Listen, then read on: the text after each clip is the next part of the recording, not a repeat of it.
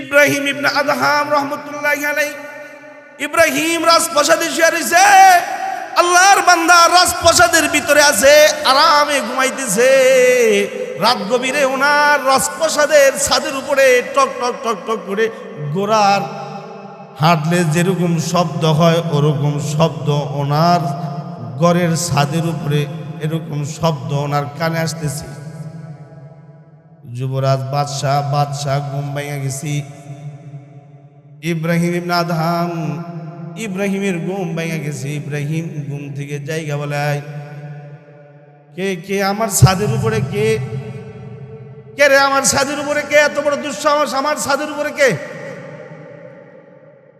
তো ছাদের উপর থেকে একজনে বলে, ও ভাই আমি অমুক আব্দুল্লাহ। আব্দুল্লাহ এত গভীর রাত্রে আমার ছাদের উপরে কেন? খেয়াল করে শুনেন, যদি কোনো বান্দা আল্লাহর জন্য ত্যাগ করতে জানে তখন ওই আল্লাহ বান্দাকে জান্নাত দিতে জানে। বান্দা আল্লাহর জন্য ছাড়বি, আল্লাহ বান্দার জন্য মাগফিরাত রেডি রাখবি। ইব্রাহিম ইবনে আদহাম শুয়ে রইছে রাজপ্রাসাদের উপরে। ঘোড়া দৌড়াইলে যেমন শব্দ হয় ওরকম শব্দ উনি ওনার কানে পাইতেছে। ঘুম ভাইয়া গেছে। ইব্রাহিম ডাইকা বলে, কে আছে রে আমার ছাদের উপরে কে? একজনে বলল, আমিও আব্দুল্লাহ। আব্দুল্লাহ এত রাত্রে কি? তাড়াতাড়ি এখান থেকে সরাও। এই মিয়ায় ছাদের থেকে এবার উত্তরে বলে, আমি যাবো কেমন করে? আমার গোড়াটা এই জায়গায় হারায় গেছে, তাই আমি গোড়া তালাশ করবার জন্য আইছি। আমার গোড়াটা ছাদের উপরে হারায় গেছে, তাই গোড়া তালাশে আইছি। ইব্রাহিম ইবনে আদহাম বলে, কম বক্ত কোনান গান, এই নাদান, এই রাজপ্রাসাদের উপরে তুমি তোমার গোড়া কেমন করে পাবি? বাদশার রাজপ্রাসাদের উপরে তো গোড়া তালাশ করে পাবে না। এবার ছাদের উপর থেকে আওয়াজে আসে, গোনা হচ্ছে, যদি বাদশার ছাদের উপরে যদি গোড়া না পাওয়া যায়, যা আমি হারায় ফেলছি, তাহলে বাদশাও তো এরকম রাজপ্রাসাদে থাইকা আল্লাহ পাইতে পারে না। আমি যদি রাজপ্রাসাদের ছাদের উপরে ঘোড়া না পাই, তাহলে বাদশা কেমন করে রাজপ্রাসাদের ভিতরে আল্লাহ পাবে? ইব্রাহিম ইবনে আদহাম, তুমি যদি আল্লাহ পাইতে চাও তাহলে রাজপ্রাসাদ ত্যাগ করো, রাজপ্রাসাদ ছাড়ো, আল্লাহর হইবা। তার এই কথাটা ইব্রাহিম ইবনে আদহামের ব্রেনে গিয়া ধাক্কা লাগছে। আল্লাহর বান্দা রাজপ্রাসাদ ছেড়ে দিয়া জঙ্গলে চলে গেছি।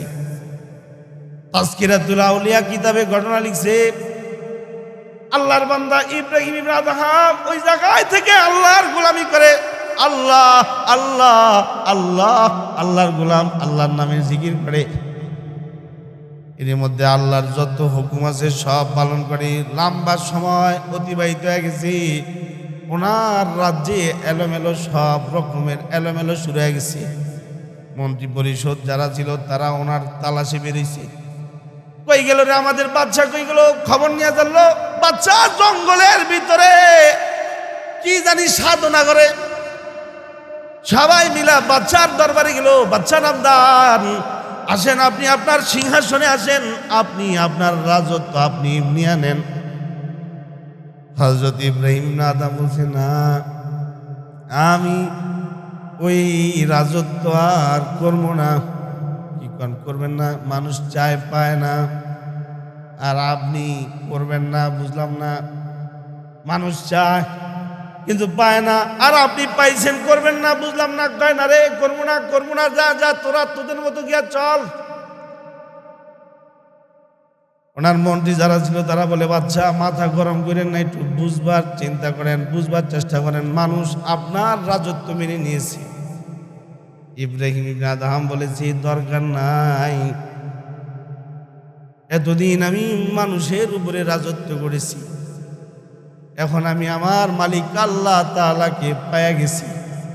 এখন আমার রাজত্ব শুধু মানুষের উপরে না, এখন আমার রাজত্ব জীব জানোয়ারের উপরেও আমার রাজত্ব চলে। মন্ত্রীরা বলে, কি মাথা খারাপ হয়েছে নাকি আপনার? জীব জান্তুর উপরে রাজত্ব কেমনি করেন একটু দেখান তো দেখি। হযরত ইব্রাহিম ইবনে আদহাম রহমতুল্লাহ আলাইহি, ওনার হাতে একটা লোহার সুই ছিল, লোহার সুইটা সামনে থাকা নদীতে ফিক্কা মেরা ফেলাইছে। ওনার মন্ত্রীরা ওনার রাজত্ব দেখবার চায়, উনি লোহার সুই ফালায়া নদীতে থাকা মাছগুলাকে সম্বোধন করে বলছে, এই মাছ, আমার লয় মাছ, তাড়াতাড়ি সুইটা নিয়ে আসো, সুই নিয়ে আসো, সুই। ওয়াকিয়াতের মধ্যে লেখা হয়েছে সাগরের সবগুলা মাছ একটা একটা করে স্বর্ণের সুই মুখে লইয়া তিনার সামনে হাজির হয়েছে। যে জুতু মেরা তো সবে মেরা, ফলক মেরা, জমি মেরি। জুতু মেরা তু সব মেরা, ফলক মেরা, জমি মেরি। अगर एक शय नहीं मेरा तो कोई शय नहीं मेरी। আল্লাহর পেয়ারা এবার মাছগুলাকে সম্বোধন করে বলে, এই মাছ, আরে আমি স্বর্ণের সুই তো তোমাদের কাছে চাই না, আমি যে সুইটা ফালাইছি এটা হলো লোহার সুই, আমার লোহার সুই আমারে ফিরায় দাও। তোমাদের স্বর্ণের সুই, তোমাদের স্বর্ণের সুই তোমরা নিয়ে নাও। একটা বড় মাছ ওনারই ফেলে দেওয়ার লোহার সুইটা নিয়ে ওনার সামনে হাজির হয়েছে। মাছের মুখ থেকে তিনি সুইটা গ্রহণ করেছি। ওনার মন্ত্রী পরিষদ যারা ছিল তারা তাকায় তাকায় দেখেছে, দেখা বলেছে, হ্যাঁ, আমাগো বাদশাহ এখন শুধু মানুষের উপরে রাজত্ব করে না, তিনি এরকম রাজমহল প্রসাদ ছাড়ার কারণে আল্লাহ তাআলা এখন তাকে কুল কায়নাতের মাখলুকের উপরে তাকে রাজত্ব দান করেছি। সুবহানাল্লাহ। যদি বান্দা ত্যাগ করে তাহলে লস না লাভ? এই আওয়াজ করে জোরে বলেন, লস না লাভ? মেরাজের রাত মেরাজ হবে এই 27শে রজবে। আল্লাহ আল্লাহর দুষ্টকে মেরাজ দান করছে। সংগ্রহ করে স্বল্প করে আপনাদের সামনে নবী আলাইহিস সালাতু ওয়াস সালামের ত্যাগের কিছু বিবরণ শুনাই।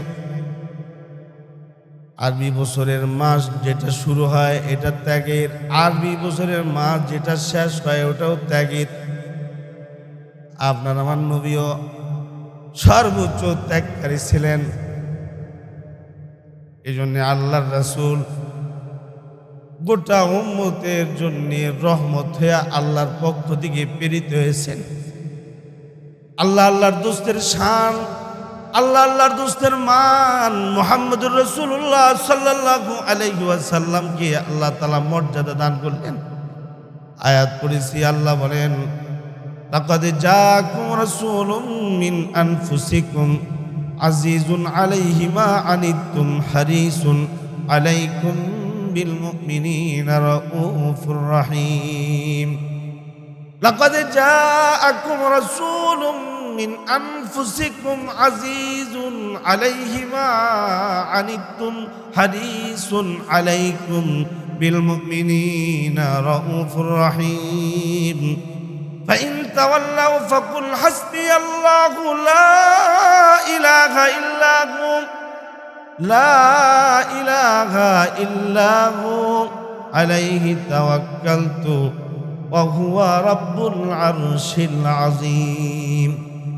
দুইটা আয়াত আল্লাহর পক্ষ থেকে আল্লাহ এমন ভাবে নাজিল করলেন, আল্লাহর দোস্তের শান সম্বলিত আয়াত কোরআনে আল্লাহ তাআলা নাজিল করে বুঝাইলেন, আমার বান্দা, আমার বন্ধু তো তোমাদেরকে এত ভালোবাসি যে তোমাদের কেউ যদি কোনো ব্যথা পাও তাহলে আমার নবী ব্যথায় ব্যথিত হয়ে থাকে।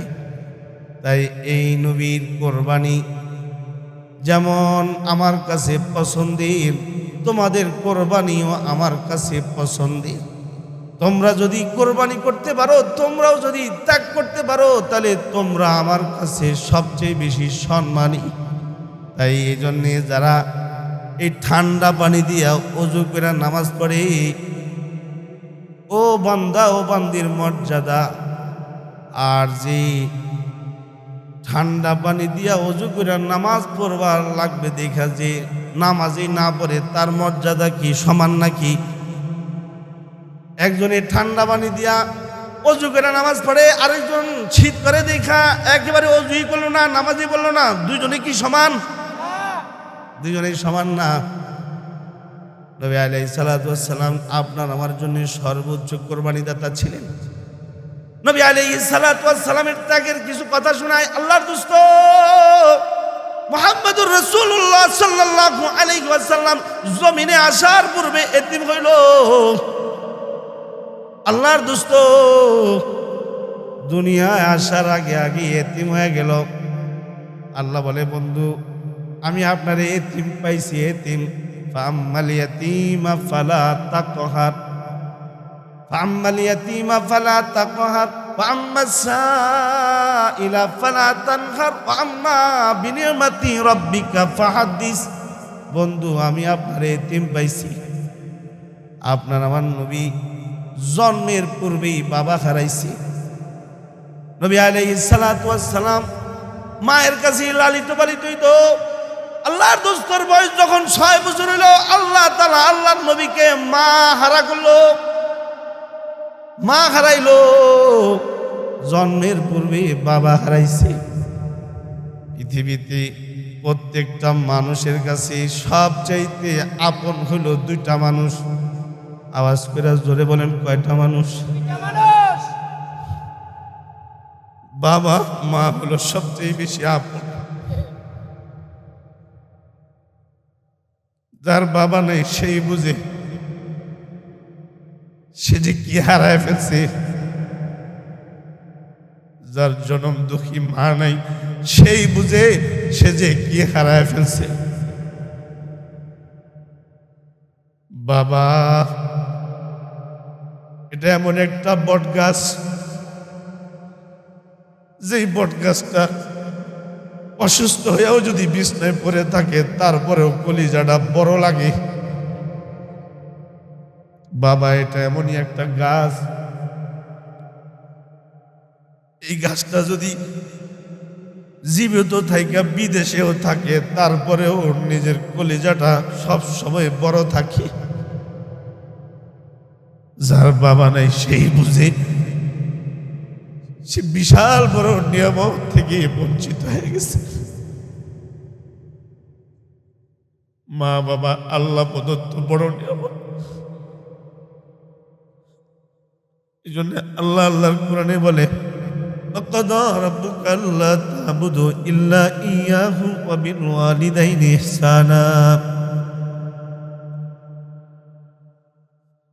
وَقَضَى رَبُّكَ أَلَّا تَعْبُدُوا إِلَّا إِيَّاهُ وَبِالْوَالِدَيْنِ إِحْسَانًا إِمَّا يَبْلُغَنَّ عِندَكَ الْكِبَرَ أَحَدُهُمَا أو كلاهما فلا تقل لهما أف ولا تنهرهما وقل لهما قولا كريما واخفض لهما جناح الذل من الرحمة واخفض لهما جناح الذل من الرحمة وقل رب ارحمهما كما ربياني صغيرا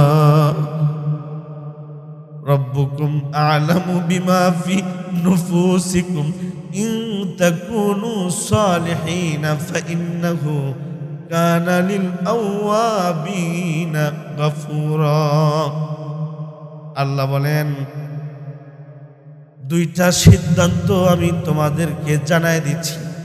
ইবাদত করবা রবের, খেদমত করবা তোমার পিতামাতার, পিতামাতার সেবা করবা, আর ইবাদত তুমি তোমার রবের করবা। আওয়াজ করে জোরে বলেন, আমাদের রব কি? 48তম সম্মিলন চলছে 3 দিন ব্যাপী। সর্বশেষ দিনে সর্বশেষ রজনীতে বসছি, রাত গভীর হয়ে গেছে। আওয়াজ করে জোরে বলেন, আমাদের রব কে? আল্লাহ আমাদের রব, তিনি বলে ফায়সালা হয়ে গেছে। আয় আমার বান্দা বান্দিরে, যতদিন হায়াতে বেঁচে থাকবে, হাত্তা ইয়াতিয়াকাল ইয়াকিন ওয়াবুদ রাব্বাকা হাত্তা ইয়াতিয়াকাল ইয়াকিন। যতদিন বেঁচে থাকবা ততদিন রবের ইবাদত করবা। আর পিতা মাতা যতদিন বেঁচে থাকবো ততদিন ওয়াকফিদ লাহুমা জানাহাজ যুল্লি মিনার রাহমাতি ওয়া কুর রাব্বিরহামহুমা কামা রাব্বায়ানি সগীরা। মা বাবার সামনে গিয়া বিনয়ের সাথে দাঁড়ায় থাকবা, চোখ দুইটা নিচের দিকে থাকবে, ডানা একেবারে নিচু করে রাখবে। মা বাবা চোখে চোখে চোখ রাখবা না, মা বাবার লগে চোখ গরম করবা না, মা বাবাকে এমন কোনো কষ্ট দিবা না যে কষ্টের কারণে মা বাবা উফ শব্দটা বলে ফেলে। উফিল্লাকুমা ওয়ালা তানহারহুমা ওয়া কুল্লাহুমা কাওলান কারীমা। তাদের সাথে কওলে কারীম, ভালো ভালো কথা বলো। উফ শব্দ যাতে কোনোভাবেই তোমার সামনে পিতা মাতা উচ্চারণ যেন না করতে পারে। বুঝাইতে চাইলাম, আল্লাহ নবী দুনিয়াতে আসার আগে বাবা হারাইছে। নবী আলাইহিস সালাতু ওয়াস সালামের 6 বছর হলে পরে মা হারাইছে। যেই দুইজন সবচেয়ে বেশি আপন, সেই দুইজনকে আল্লাহর নবী হারায় ফেলছে। তৃতীয় আল্লাহর দোস্ত মুহাম্মদুর রাসূলুল্লাহ সাল্লাল্লাহু আলাইহি ওয়াসাল্লামের গার্জিয়ান নবীর দাদা হলো, নবীর দাদা আল্লাহর দোস্তকে দেখাশোনা করার লাগলো। আল্লাহর দোস্তকে দেখতে দেখতে কোন কোন বর্ণনা আছে নবীজির যখন বয়স 8 হয়েছে, কোন বর্ণনা আছে নবীজির বয়স যখন 10 হয়েছে, তখন দাদাও মারা গেছে। নবী আলাইহিস সালাতু ওয়াস সালাম ত্যাগের প্রতিযোগিতা দিতেছে।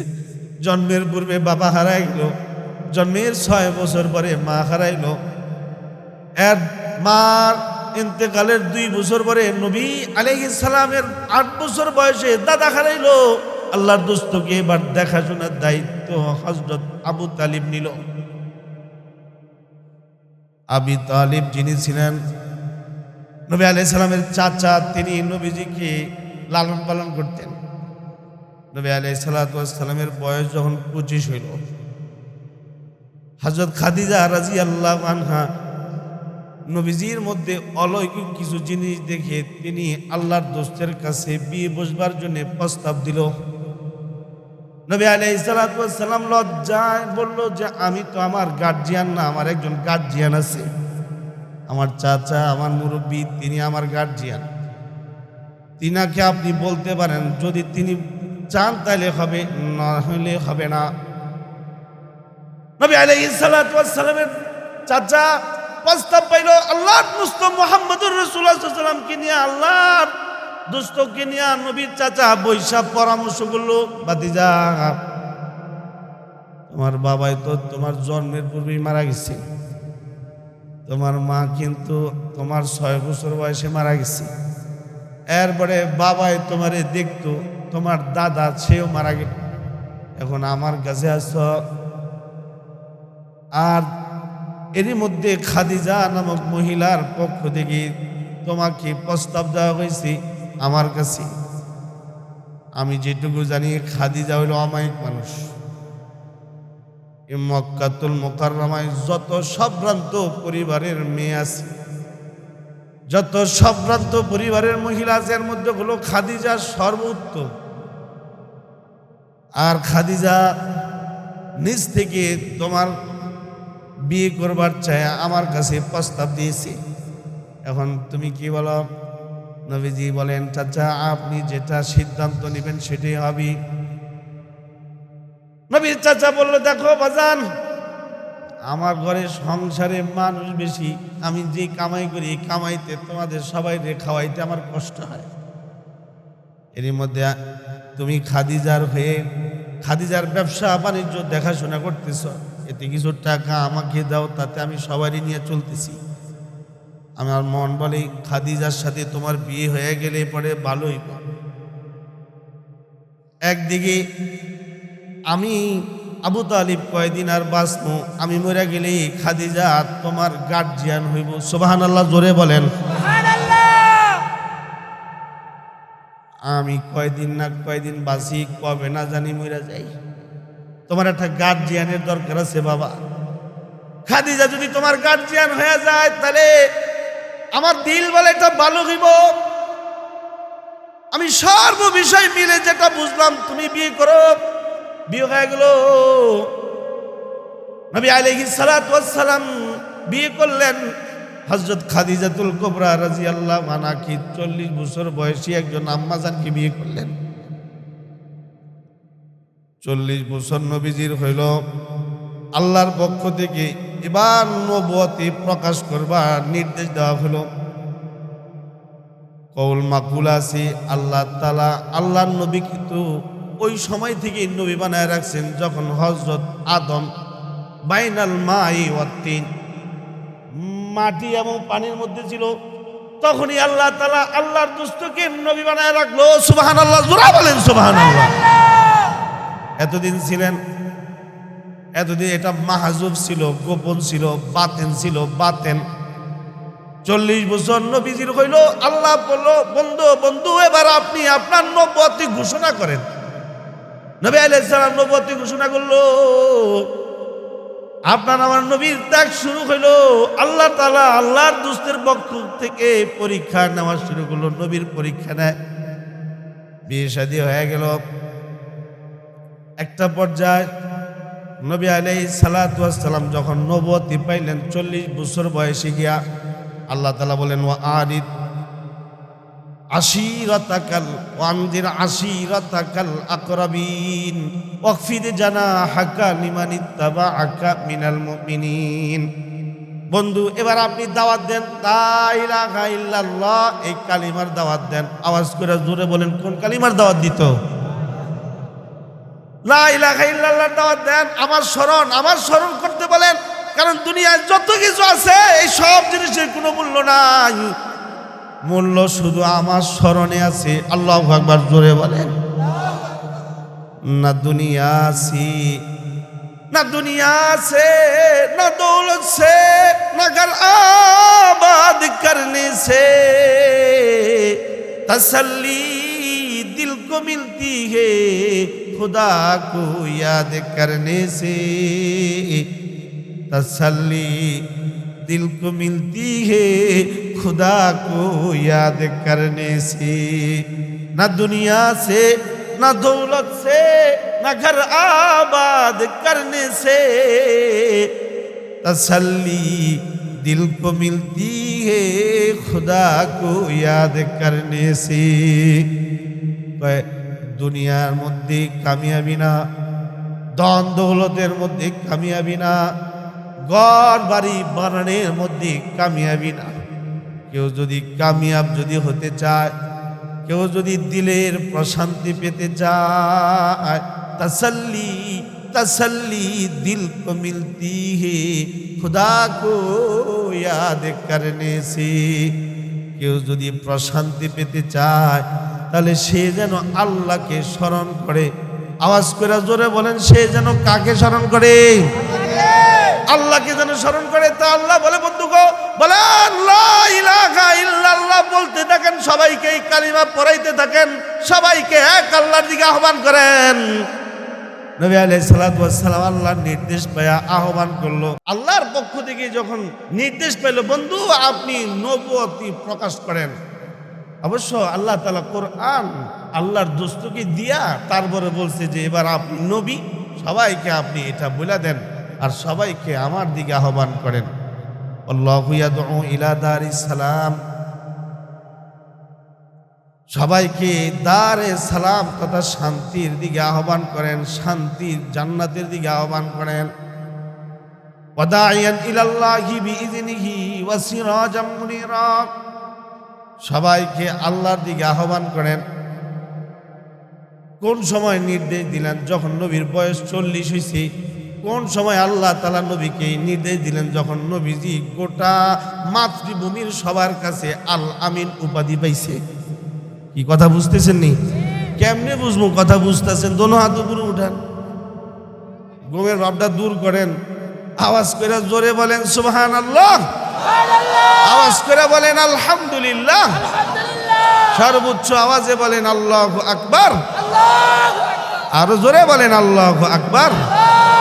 ইমানি কালিমা জোরে বলেন লা ইলাহা ইল্লাল্লাহ। দিল থেকে আওয়াজ দিয়া জোরে বলেন লা ইলাহা ইল্লাল্লাহ। খুতবাতে জুলফিকারে পড়ছি, কেউ যদি দিল থেকে একবার লা ইলাহা ইল্লাল্লাহ পড়ে, তাহলে বান্দার জিন্দেগীর যত গুনাহ আছে সব গুনাহ মাফ হয়ে যাবে। উনি আমার একজন শায়েখ আল্লামা জুলফিকার নকশবন্দি। পাকিস্তানে বাড়ির নিয়ত করছি, রোজার পরে হজরতের কাছে যাব, পাকিস্তানে যাব। খালি হজরতের কিতাব পড়ি, হজরতে ইউটিউবে দেখি, হজরতের কাছাকাছি গিয়া দেখতে পারি নাই, তাই নিয়ত করছি কাছাকাছি গিয়া দেখব। হজরতের জোতা টানবো এক সপ্তাহ, তারপরে আবার বাংলাদেশে আসবো। আল্লাহ তাআলা আমাকে এই সফরটাও দান করুন, আপনারা বলেন আমিন। ও ভাই, নেজবত যে যত বড় নেজবত লইব সে তত বেশি আলোকিত।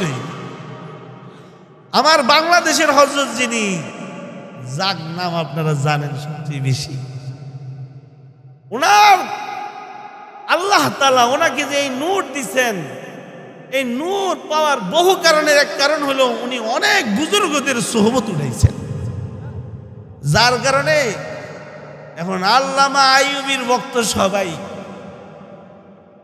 আল্লাহ তাআলা এখন ওনার উসিলায় আমাদের মতো অদমদেরকেও আপনাদের সামনে আইনা বসায়। এটা যদি, এই নেজবতটা যদি আরো বড় করা যায়, তাহলে আল্লাহ এই অদমদের দ্বারা হয়তো আরো বড় বড় কাজও নিবেন।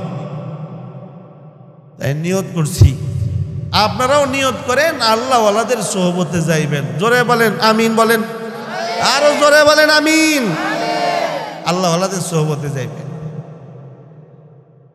এই কিতাবে পড়ছি, যাই হোক দিয়ে গেলে সময় লাগবে। নবী আলাইহিস সালাতু ওয়াস সালামের কথাটাই শুনাই। আল্লাহর দোস্ত মুহাম্মদুর রাসূলুল্লাহ সাল্লাল্লাহু আলাইহি ওয়াসাল্লাম আল্লাহর পক্ষ থেকে নির্দেশ পেলেন, বন্ধু আপনি আমার দিকে মানুষদেরকে আহ্বান করেন। কাদেরকে করবেন? হাশিমি যারা, মুত্তালিবি যারা, কুরাইশি যারা, তাদের কাছে আমি আল্লাহর পরিচয় তুলে ধরেন। এই মানুষগুলা আল্লাহর দোস্তকে আল আমিন উপাধি দিল। আল্লাহর দোস্তের সব কিছুতে মানুষটা খুশিতে বাগ হয়ে গেল। যখনই আল্লাহর নবী সব মানুষদেরকে জড়ো কইরা এক আল্লাহর দিকে আহ্বান করছে, মানুষ তো বিভক্ত হয়েছে। সবার আগে নবীর আপন চাচা আবু লাহাব মুখ খুলছে। আবু লাহাব বলছে, তোমারে তো এতদিন খুব ভালোই জানতাম, তুমি তো দেখা যায় এখন অনেক কিছু বুঝালাইছ, আমাদেরকে জড়ো কইরা তুমি এক আল্লাহর দিকে ডাকবে, তাহলে আমাদের এই লাত উজ্জাতের কি হইব? তুমি যদি সবাই এক আল্লাহর দিকে আহ্বানকারী করো, তাহলে লাত উজ্জাতকেও কে মানবো? কেউ তো থাকবো না লাত উজ্জাতকে মানবার জন্যে। তাহলে তুমি এই যে আহ্বানটা করছো, এতে আমি তোমার উপরে অসন্তুষ্ট, তুমি ধ্বংস হও। তাব্বাল্লা কালি হাযা জামাতানা। আবু লাহাব নবীকে ধ্বংসের কথা বলে। কোন আবু লাহাব? নবীর আপন চাচা, যেই চাচা নবীর জন্মের সুসংবাদ শুনান নিজের বান্দিকে আজাদ করে দিয়েছে, ওই চাচা নবীর বিরুদ্ধে বদদোয়া করে। এই যে বিষয়টা, এই যে ঘটনাটা ঘটছে, এটা স্বয়ং আরশের মালিকের গায়রতে লাগছে। আল্লাহ তাআলা বলে, আমার বন্ধু ধ্বংস হইব না, তুই ধ্বংস। সূরা নাজিল হলো, তাব্বাত ইয়াদা আবি লাহাবি ওয়া তাব মা আগনা আনহু মালুহু ওয়া মা কাসাব সায়াসলা নারান যাতা লাহাবি ওয়া ইমরাআতুহু হাম্মালাতাল হাতাব ফি জিদিহা হাবলুম মিন মাসাদ। নবীজি আপনি ধ্বংস না, যে আপনাকে ধ্বংসের কথা বলে সেও ধ্বংস, তার বিবিও ধ্বংস। নবী আলাইহিস সালাতু ওয়াস সালাম দাওয়াত দিল, নিজের আপন মানুষগুলা দাওয়াত প্রত্যাখ্যান করলো। আল্লাহর দুষ্ট মুহাম্মদুর রাসূলুল্লাহ সাল্লাল্লাহু আলাইহি ওয়াসাল্লাম চিন্তা করলো, নিজের আত্মীয় স্বজন যেহেতু কালিমা বললো না, তাহলে আমি তায়েফে গিয়ে একটু দাওয়াত দিই। স্বাভাবিক কথা, যখন নিজের আত্মীয় স্বজনরা কোনো কিছু না মানে তখন সবাই তখন মন মানসিকতা তখন একটু চেঞ্জ করে যে আমি তাহলে অন্য কারোর কাছে গিয়ে দাওয়াত দিই। নবী আলাইহিস সালাতু ওয়াস সালাম এবার আল্লাহর দাওয়াত তায়েফবাসীর কাছে নিয়ে গেল। নবী আলাইহিস সালাতু ওয়াস সালাম তায়েফে গেল। তায়েফের মানুষগুলা তিনটা ভাগে বিভক্ত ছিল। একই মায়ের 3 ভাই 3 গোত্রের নেতা ছিল। তিনজনের কাছে গেল। প্রথম জনের কাছে গেল, সে বলছে না না আপনার এই নবী মানি না। দ্বিতীয় জনের কাছে গেল, সে বলল না না আল্লাহ বুঝি আপনারে পাইছে, আর কারো পাইল না। নাউজুবিল্লাহ। তৃতীয় জনকে যখন যা বলল, তারাও বলল না অসম্ভব কথা, আপনাকে নবী মাইনা বিপদে পড়বো নাকি। নবী আলাইহিস সালাতু ওয়াস সালামের সাথে এখানে কথোপকথন শেষ। নবীর ত্যাগের কথা বলতেছে। আল্লাহর দোস্ত ত্যাগ করছে, ত্যাগ যেমন করছে আল্লাহ তাআলা আল্লাহর পক্ষ থেকে ভালোবাসাটাও তেমনই দিয়েছে। সুবহানাল্লাহ, জোরে বলেন। আল্লাহ যে নবীর কি ভালোবাসা দিয়েছে ওইটা শুনে এবার জন্য তার আগে কয়েকটা কথা শুনেন। আল্লাহর দোস্ত যখনই তায়েফবাসী থেকে প্রত্যাখ্যিত হইল, আল্লাহর দোস্ত এবার তায়েফ থেকে বের হয়ে গেল। কিন্তু তায়েফের মানুষগুলা বড় দুষ্ট ছিল। ইন্নাল ইনসানা লিরাব্বিহি লাকানুত ওয়া ইন্নাহু আলা যালিকা লাশাহীদ ওয়া ইন্নাহু লিহুব্বিল খাইরি লাশাদীদ আফালা ইয়ালামু ইযা বু'সিরা মা ফিল কুবুর ওয়া হুসিলা মা ফিস সুদূর ইন্না রাব্বাহুম বিহিম ইয়াওমা ইযিল লাখাবীর। মানুষ বড় নিমুখ হারাম। তায়েফবাসী নবীকে ফিরায় তো দিল, ঠিক আছে, কালিমা পড়বি না, ফিরাই দিছ, ঠিক আছে, কিন্তু পরক্ষণেই তারা একত্র হয়ে গোটা তায়েফের সব ছেলেগুলাকে নবীর পিছনে লালায় দিল। পরিণামে নবী আলাইহিস সালাতু ওয়াস সালামকে তারা মারধর করল। উম্মত হইয়া নবীরে এমন একটা মাইর দিছে, আপনার আমার নবী রহমতের নবী মায়ের খায়া আজ জমিনে লুটায়া পড়ছে। গেল কয়েক বছরে মাইর দেখছেন না? এই মায়ের বর্ণনা চলে, কিন্তু আপনার আমার নবীরে যে মাইরটা দিছে তার বর্ণনা করার মতো পৃথিবীর কোনো মুতাকাল্লিম পাওয়া যাবে না। এই সমস্ত মায়ের যেটা দেওয়া হয়েছে, পুলিশ দিয়েছে, র্যাব দিয়েছে, বিজেপি দিয়েছে, যারা যারা দিছে, এই সমস্ত মায়ের বর্ণনা চলে। কিন্তু তায়েফের মানুষ যখন আল্লাহর নবীরে মারছে, এমনভাবে মারছে যার বর্ণনা দেওয়ার মতো কোনো মুহাদ্দিস, কোনো মুফাসসির, কোনো মুতাকাল্লিম, কোনো দায়ী ওরকমভাবে বলবার মতো যোগ্যতা রাখে না। আল্লাহর দোসরে এমন মাইর দিছে, একবার না, দুইবার না, 3 বার আল্লাহর দুষ্টকে মারতে মারতে মারতে মারতে জমিনে শোয়া ফেলছে। আল্লাহর দুষ্ট ইনি এমনিতেই সব কিছু হজম করতে পারতেন। প্রথমে এমন মারা মারছে যে মারতে মারতেন নবীর দেহের সব জায়গা দিয়া রক্ত বের করে ফেলছে। এতিম নবী, বাবা হারা মা হারা সন্তান মুহাম্মদুর রাসূলুল্লাহ সাল্লাল্লাহু আলাইহি ওয়াসাল্লাম, যিনি মার আদর ওরকম পায় নাই, বাবার স্নেহ তো একেবারেই পায় নাই। ওই নবী, যে নবীর কোনো গুনাহ নাই, যেই নবীর কোনো দোষ নাই, শুধুমাত্র আল্লাহর দিকে আহ্বান করেছে। এই আল্লাহর দিকে আহ্বান করার পরিণামে ওনাকে মার দিয়েছে। প্রথম এমন মারি দিছে যে উনি হেঁটে যাচ্ছিলেন, কিন্তু তায়েফের ছেলেরা বলে পাগল, এটারে যত মারতে পারস মার। মারছে। নবীজি পাথরে পাথরে জাজরা হয়ে গেছে। একটা সময় গেলে পরে নবীজি আর দাঁড়ায় থাকতে পারতেছে না, জমিনে লুটায় পড়ছে। মুহাম্মদুর রাসূলুল্লাহ সাল্লাল্লাহু আলাইহি ওয়াসাল্লাম জমিনে লুটায় পড়ছে। ছেলেগুলা মারামারি কিছু সময়ের জন্য বন্ধ রাখছি। আল্লাহর রাসূল কিছুটা শক্তি সঞ্চয় কইরা মাটি দইরা উইঠা বসছি। মক্কা থেকে এসছি, মক্কায় চলে যাবো। মক্কার মানুষ কালিমা মানে নাই, তাই কালিমার দাওয়াত দিয়া তায়েফের মানুষকে চাইছিলাম ধন্য করতে, লা ইলাহা ইল্লাল্লাহ পড়াইতে আইছিলাম।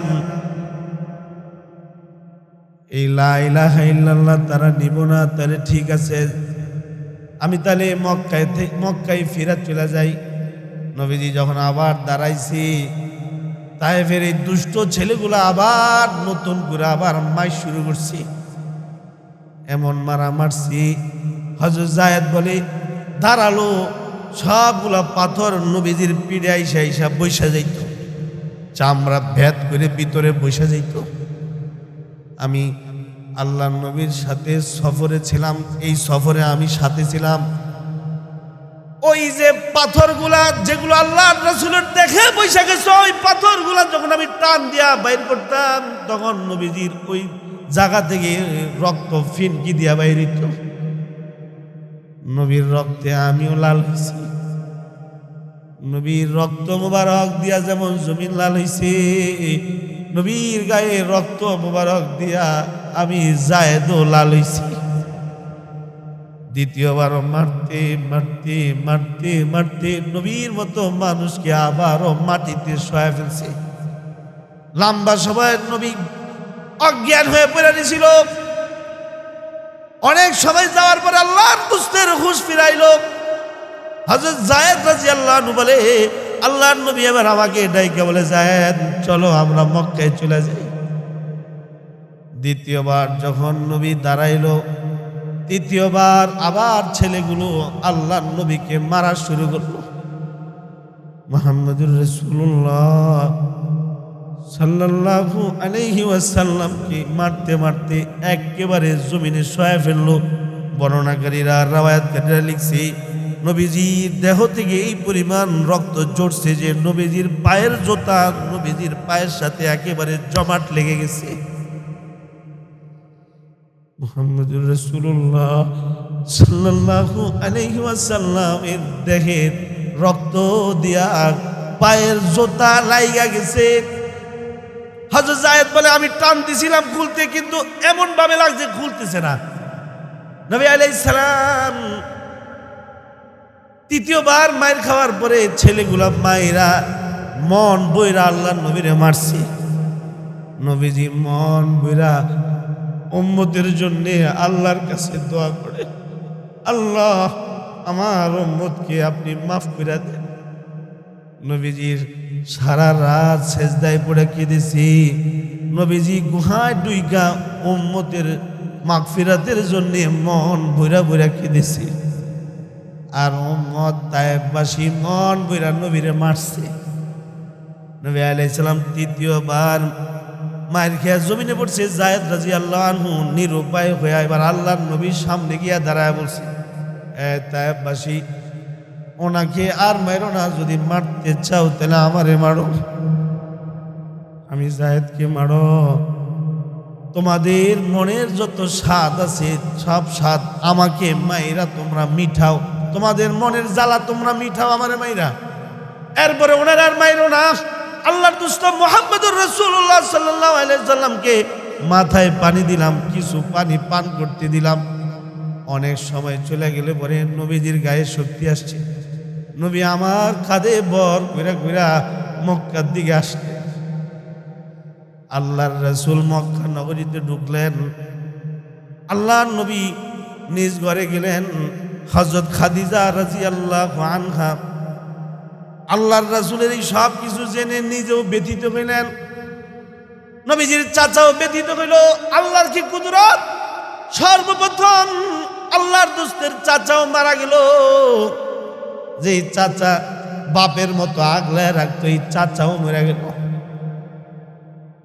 এর অল্প কিছুদিন পরে একই বছরে আমুল হুজন বলা হয় হাদিসের পরিভাষায়। আমুল হুজন অর্থাৎ নবীজি এই বছরটাকে কষ্টের বছর হিসাবে ঘোষণা করেছি। নবীর চাচা যখন মারা গেল, নবীর বাবার স্নেহ যেটা পাইতেন চাচার মাধ্যমে, এটা থেকে মাহরুম হইলেন। এর অল্প কিছুদিন পরে নবীজির সহধর্মিণী হযরত খাদিজা রাদিয়াল্লাহু আনহাও মারা গেলেন। নবী আলাইহিস সালাতু ওয়াস সালাম এবারে একেবারে ভেঙে বললেন, নাই বাবা, নাই মা, নাই দাদা, নাই চাচা, নাই বিবি। আল্লাহর দোস্ত মুহাম্মদুর রাসূলুল্লাহ সাল্লাল্লাহু আলাইহি ওয়াসাল্লাম ধারে ভাবে সামনে পিছনে তাকায় দেখে কেউ নাই, আপন বলতে আর কেউ নাই। একজন মানুষ, তার কাছে সবচেয়ে বেশি আপন হলো দুইজন ব্যক্তি, একজন হলেন মা, একজন হলো এই দুইজন তো নাই। চাচার মাধ্যমে হযরত খাদিজাকে বিয়ে করলো। খাদিজা রাদিয়াল্লাহু আনহা কিনা মারা গেল। নবী আলাইহিস সালাতু ওয়াস সালাম এবার পুরোপুরি একেবারে দুর্বল হয়ে গেল। নবীজি পক্ষ থেকে আল্লাহ তাআলা কোরবানি নিতে লাগলো। একটা পর্যায়ে গেলে পরে আল্লাহর নবী এই যে ইনজুরি হয়েছে, ব্যথা পাইছে, ব্যথা পাওয়ার পরে হযরত উম্মে হানি রাদিয়াল্লাহু আনহার ঘরে এসে থাকবার চায়। ওনার কথা হলো, আমার বাবার বোন, আমার ফুফি উম্মে হানি রাদিয়াল্লাহু আনহার ঘরে আমি থাকবো। উম্মে হানি রাদিয়াল্লাহু আনহার ঘরে ঢুকলো। আল্লাহর দোস্ত মুহাম্মদুর রাসূলুল্লাহ সাল্লাল্লাহু আলাইহি ওয়াসাল্লাম ঘরে ঢোকার পরে ওনার ফুফি ওনার জন্য কোন রকম বিছনা করে দিল। গোটা দেহ ক্ষত বিক্ষত হয়ে রয়েছে। নবী আলাইহিস সালাতু ওয়াস সালাম কোন রকম পিঠটা বিছনায় লাগায়া গালের নিচে হাত দিয়া বলতেছে, আজব আজব কথা বলে, আজব কথা বলে, আজব দোয়া করতেছে। নবী আলাইহিস সালাতু ওয়াস সালাম ক্ষত বিক্ষত দেহ নিয়ে দোয়া করতেছে, আল্লাহ তুমি তায়েফে আমারে দাওয়াতের জন্য পাঠাইলে আমি গেলাম, কিন্তু তায়েফের ছেলেরা আমারে এমন মাইর দিল যে মাইরে আমি রক্তাক্ত হলাম।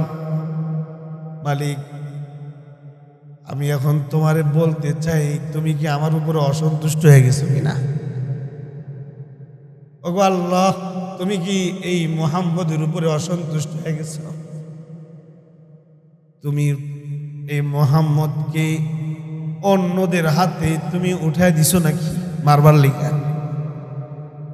যদি আমার ভুল হয়ে থাকে, আমার গুনাহ হয়ে থাকে, তাহলে আমি মাপ চাই। আল্লাহর দোস্ত মুহাম্মদুর রাসূলুল্লাহ সাল্লাল্লাহু আলাইহি ওয়াসাল্লাম বলেন, আল্লাহ, মুহাম্মদের যদি কোনো গুনাহ হয়ে থাকে তাহলে তোমার কাছে মাপ চাই। তুমি দুনিয়ার কোনো মানুষের হাতে মুহাম্মদকে তুলে দিও না, তাহলে মুহাম্মদকে এমনভাবে মারবে যে মুহাম্মদ সহ্য করতে পারবে না। আল্লাহর দোস্ত যখন এইভাবে আল্লাহর কাছে দোয়া করতেছে, আল্লাহর দোস্তের এই দোয়া ফেরেশতাদের মাঝে কান্নার রোল বয়ে গেছে। ফেরেশতারা বলে, আল্লাহর দোস্তের মতো নিষ্পাপ মানুষকে তায়েফবাসী এমনভাবে মারছে, এটা কোনোভাবে মেনে নেওয়া যায় না।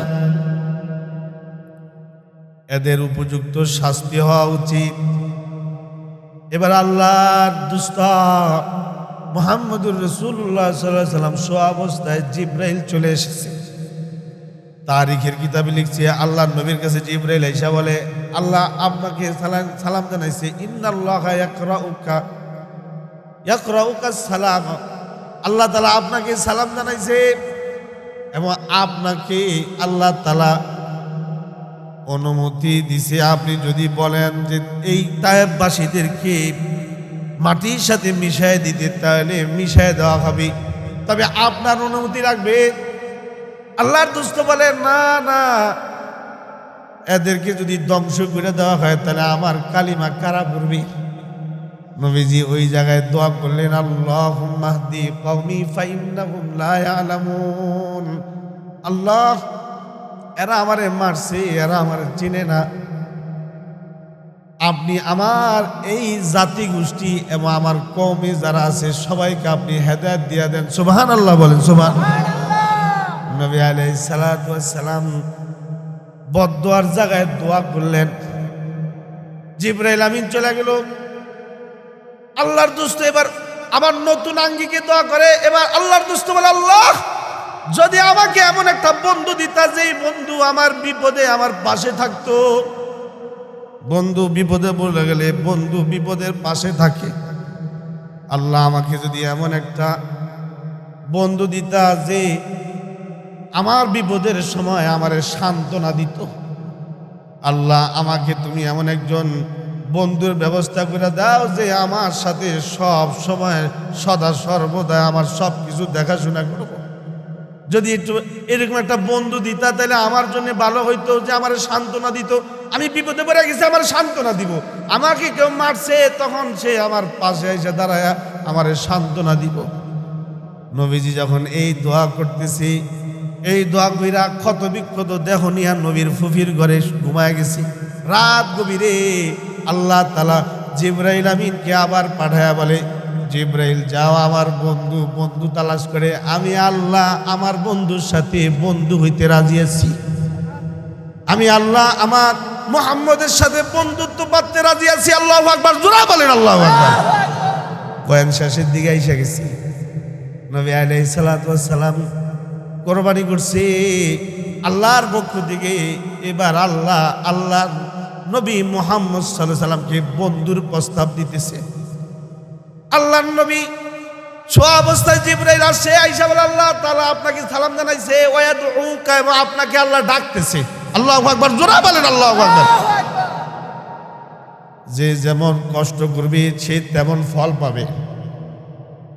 নবী আলাইহিস সালাতু ওয়াস সালাম আল্লাহর জন্য কষ্ট করছে, এবার আল্লাহ তাআলা নবীরে ওরকম ফল দিবে। জিবরাইল আমিন আল্লাহর নবীকে শোয়া থেকে উঠায়া বাইরে আনছে। বাইরে আইনা বক্ষ বিতরণ করে বুকের ভিতরে বরকতময় জিনিস আল্লাহর নবীর ভিতরে দিয়া দিছে। কারণ আল্লাহর নবীকে আল্লাহ তাআলা উপরে নিয়ে যাবে। আমরা যেমন নামাজ পড়ার আগে ওযু করি যাতে করে আমরা নামাজটা উপরে পৌঁছাইতে পারি, অনুরূপ জিবরাইল আমিনও আল্লাহর নবীর বুকের ভিতরে এমন এক জিনিস দিয়া দিছে যে জিনিসটার মাধ্যমে আল্লাহ তাআলার দিদার আল্লাহর নবী লাভ করতে পারে। সুবহানাল্লাহ বলেন, সুবহানাল্লাহ। জিবরাইল আমিন আল্লাহর নবীকে নিয়ে বাইরেছে, সাথে আরেকজন ফেরেশতা ছিল। নবী আলাইহিস সালাতু ওয়াস সালাম যখনই ঘর থেকে বের হয়েছে, বের হওয়ার পরে তিনি জমজমের কূপের কিনারে গেলেন। সব কিছু রেডি হইল, বোরাক তার সামনে হাজির করা হইল। আল্লাহর রাসূল বোরাকে উঠলেন, জিবরাইলও বোরাকে উঠল। অল্প সময় আল্লাহর দুষ্টকে আল্লাহ তাআলা মসজিদে হারাম থেকে মসজিদ আল আকসায় নিয়ে গেল, যেটা কোরআনে আছে, আয়াত পড়েছি। আল্লাহ বলে, সুবহানাল্লাযী আসরা বিআবদিহি লাইলাম মিনাল মাসজিদিল হারামি ইলাল মাসজিদিল আকসা আল্লাযী বারাকনা হাওলাহু লিনুরিয়াহু মিন আয়াতিনা ইন্নাহু হুয়াস সামিউল বাসীর। মসজিদ আল আকসায় নিয়ে গেল অল্প সময়ের ভিতরে, কয়েক মিনিটের ভিতরে। আল্লাহ তাআলা জিবরাইল আমিনকে নির্দেশ দিয়ে বলো, আমার বন্ধুকে নিয়ে মসজিদ আল আকসায় যাও। আল্লাহর রাসূল মসজিদ আল আকসায় ঢুকছে, ঢুকেই দেখে সব নবীরা কাতার বন্দী হইয়া দাঁড়ায় রয়েছে। আল্লাহর নবী এরই মধ্যে মসজিদ আল আকসায় প্রবেশ করেছে। জিবরাইল বলে, আল্লাহর নবী, সব নবীরা আপনার জন্য অপেক্ষায় আছে। 2 রাকাত নামাজ পড়ব, আপনি 2 রাকাত নামাজের ইমামতি করেন। সুবহানাল্লাহ, জোরে বলেন সুবহানাল্লাহ। আপনার আমার নবী কি আল্লাহর নির্দেশে 2 রাকাত নামাজ পড়াইলেন। ওখান থেকে মসজিদ আল আকসা থেকে বের হলো, তখন আরেকটা বাহন সামনে আসলো, যেটার নাম হলো কি, বোরাক না, রফ রফ রফ রফ সামনে আনা হয়েছে। বোরাক দিয়া তো কাবা থেকে বাইতুল মুকাদ্দাস গেল, বাইতুল মুকাদ্দাস থেকে বাইর হওয়ার পরে বোরাক না, বোরাকের কাজ শেষ, এবার রফ রফ হাজির হলো। এই রফ রফ হলে এমন জিনিস, যেই জিনিসে দাঁড়াইলে এটা খালি চাই না উপরের দিকে নিয়ে যায়, সহজে বুঝবেন হইল লিফট। লিফট লিফটে উঠছেন কখনো? কেউ ওইটা খালি দাঁড়াইছে, এটা উপরে নিয়ে যায়। ওরকম একটা প্রাণী, যে প্রাণীটা নবীর সামনে রাখা হয়েছে, ওই প্রাণীতে নবীজি উঠছে, এই প্রাণী সোজা নবীকে আল্লাহ পর্যন্ত নিয়ে গেছে। সুবহানাল্লাহ জোরে বলেন। আল্লাহ তাআলা আল্লাহ নবীর কাছে বসাইছে, নবী আলাইহিস সালাতু ওয়াস সালামের সাথে কথা হয়েছে। আল্লাহ তাআলা আল্লাহ নবীকে বলছে, বন্ধু আপনি বন্ধু চান, যে বন্ধু আপনার সঙ্গ দিব। আপনি বন্ধু চান, যে বন্ধু আপনার সান্ত্বনা দিত। আপনি বন্ধু চান, যে বন্ধু আপনার সদা সর্বদাই সাথে থাকবো। আমি আল্লাহ নিজে আপনার বন্ধু হইতে রাজি। আসতে কইছেন, জোরে বলেন সুবহানাল্লাহ। এই যে মালিক আল্লাহ নিজে প্রস্তাব দিতেছে আপনার বন্ধু হইবার। এবার আপনি আপনার বন্ধু আমাকে বানাইবেন কিনা বলেন। নবী আলাইহিস সালাম কেঁদে দিয়া বলে, আল্লাহ আপনি আমার বন্ধু হলে তো আর জরুরত আমার থাকে না। আপনি আমার বন্ধু হলে তো আমি সব পেয়ে লাইছি। আল্লাহ তাআলা এবার আল্লাহর নবীকে বলে, বন্ধু তাহলে আপনি আমার বন্ধু, আমিও আপনার বন্ধু। বন্ধু বন্ধুর কাছে আইছেন, খালি হাতে আইছেন, কি আইছেন? আল্লাহর নবী বলেন, আমি আপনার কাছে আইছি। আল্লাহ আপনার কাছে আসছি, আমি তিনটা জিনিস নিয়ে আইছি। এক নাম্বার, আত্তাহিয়াতু লিল্লাহি ওয়াস সালাওয়াতু ওয়াত তাইয়্যিবাত। আল্লাহ যত মুখের ইবাদত আছে সব আপনার জন্য নিয়ে আইলাম। নামাজ যত পড়ছি হায়াতে সব আপনার খেদমতে হাজির করলাম, এবং মাল দ্বারা দৈহিক ইবাদত যত আছে সব আমি আপনার খেদমতে পেশ করলাম। নবীজির এ হাদিয়ায় আল্লাহ খুশি হয়, বলে আপনি আমার তিন জিনিস দিছেন বন্ধু, তাহলে আমিও আপনার এই তিনটা জিনিস দান করতেছি। আসসালামু আলাইকা আইয়ুহান নাবিয়্যু ওয়া রাহমাতুল্লাহি ওয়া বারাকাতুহু। ওগো নবী, আপনার উপরে শান্তি বর্ষিত হোক, আপনার উপরে রহমত বর্ষিত হোক, আপনাকে আমার পক্ষ থেকে বরকত দেওয়া হবে। আল্লাহর দোস্ত ওই জায়গায় গিয়েও কিন্তু আপনার আমার কথা স্মরণ রাখছিল। আল্লাহ রাসূল বলছে, আসসালামু আলাইনা ওয়া আলা ইবাদিল্লাহিস সালিহিন আশহাদু আল্লা ইলাহা ইল্লাল্লাহু। অবশ্যই আশহাদু আল্লা ইলাহা ইল্লাল্লাহ, এটা হযরত জিবরাইল আমিন বলছে যে আপনাদের ভালোবাসার সাথে আমরা ফেরেশতারাও থাকবার চাই আপনাদের জবানে জবানে। আল্লাহু আকবার, জোরে বলেন আল্লাহু আকবার। আমি বুঝাইতে চাইলাম, নবী আলাইহিস সালাম যেমন কোরবানি করেছে, আল্লাহর দোস্ত কোরবানি করেছে। আল্লাহ দেখছে আমি আমার বন্ধুরে বাবা হারা করছি, মা হারা করছি, চাচা হারা করছি, বিবি হারা করছি, এবং নিজের আত্মীয় স্বজনদের থেকেও আমি আমার বন্ধুরে দূরে রাখছি। তাহলে এবার আমার বন্ধুর জন্য আমি আল্লাহ নিজে আছি। বুঝাইতে চাইলাম, যদি আমরা নিজে হায়াতে কোরবানি করতে করতে আমরা যাইতে পারি, তাহলে আমাদের সাথে কেউ না থাকলেও একজন থাকবেন, তিনি হলেন আল্লাহ। তিনি কে? আওয়াজ করে জোরে বলেন, তিনি কে? ওই আল্লাহর হয়ে কবরে যাইবার তৌফিক দান করুন।